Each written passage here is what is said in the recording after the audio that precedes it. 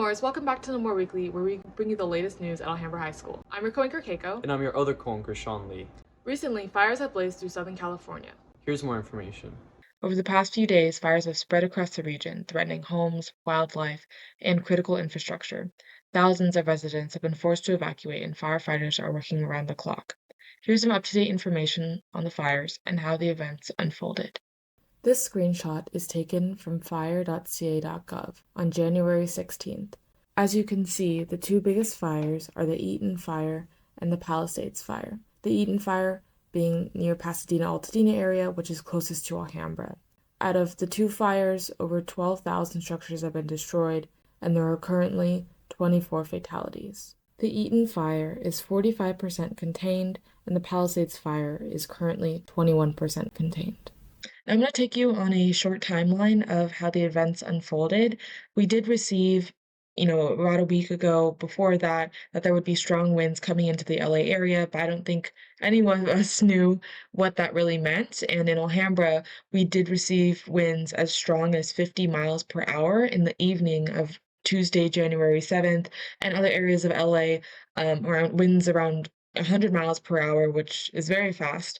And the winds did play a pretty devastating role in the spread of fires and embers and smoke and ash contributing to the air quality. And around 10:30 a.m. on January 7th is when the Palisades fire started, and around 6:18 p.m. January 7th is the Eaton Fire when that started, and that's the closest to Alhambra.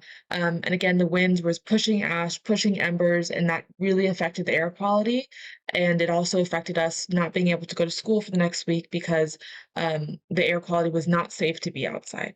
These LA fires are one of the most detrimental and costly natural disasters that we have had in California in a long time.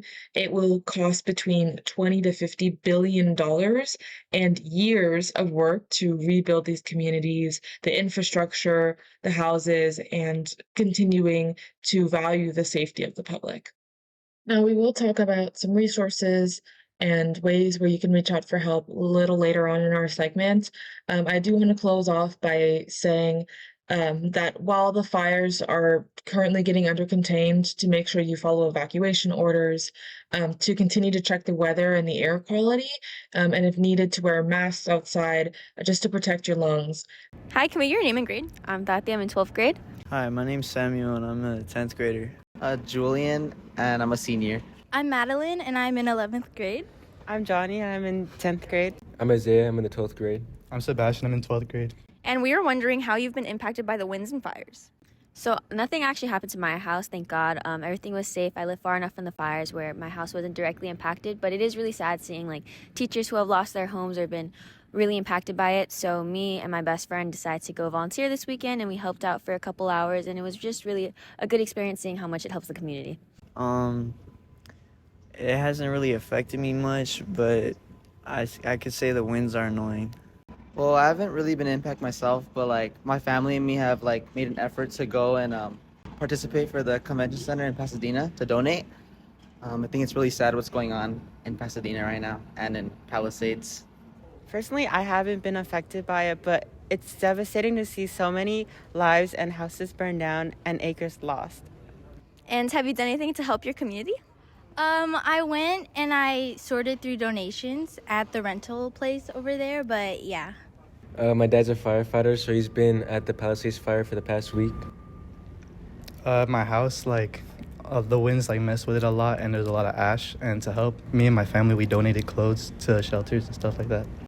Now, as the fire spread across Los Angeles, there are many misconceptions about how this spread, what caused all these fires, all these different things. So I think it is important for us here to discuss what is not true. Now, first of all, there's a claim going around, one specifically about smelt fish. Now, politicians such as President-elect Donald Trump has stated that Gavin Newsom is apparently protecting smelt fish, therefore water is not being sent down here. Because they're trying to protect a tiny little fish, which is in other areas, by the way, called a smelt. and for the sake of a smelt, they have no water. They had no water in the fire hydrants today in Los Angeles. It was a terrible thing. This is obviously not true. First of all, saving these fish isn't a main priority for the state, and also for the fact that it wouldn't affect water that much in the first place. Yeah, no, this one's not true at all. I don't know what else to say. Another lie being spread is saying that, oh, Gavin Newsom didn't designate enough water, or something along the lines of that. This is also not true.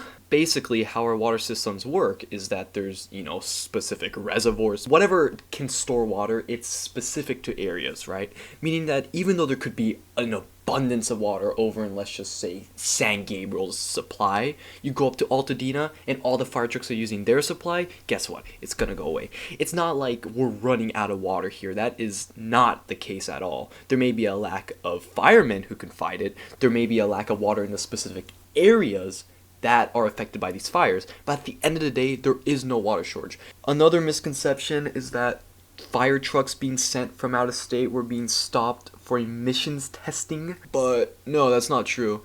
They were stopped, but that's because they were being expected to see if they would work or not. Because believe it or not, it's not an ideal situation for a fire truck to break down while it's trying to fight. It would be more ideal if we catch these problems back up north before they're sent back down. At the end of the day, the major contributing factor to these fires is just environmental. We had a very dry winter, therefore mixed with very high winds and a fire that happened to break out. Now obviously there could be little factors that can mess with the fact that these fires weren't taken out sooner, or the fact that these fires keep expanding more than we would like to, but at the end of the day, what caused all of it was not policy, it's simply just environmental. So if you see lies about these fires on the internet, especially from predominant politicians that may be becoming president soon, just don't listen to them, because they're most likely lies. They could easily be fact-checked. Yeah, I just think this is important to bring up because, so many people have lost their homes. So many people don't have a place to live.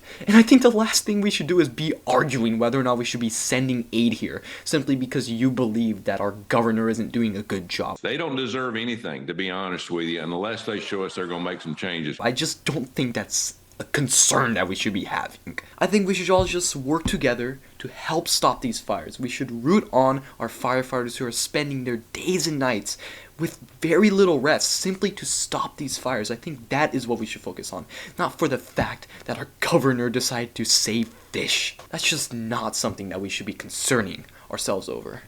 Several organizations have dedicated their efforts towards supporting those affected by the fires. Those who can are encouraged to support them by donating supplies, volunteering at local shelters, and spreading awareness of these resources. Here are some resources available.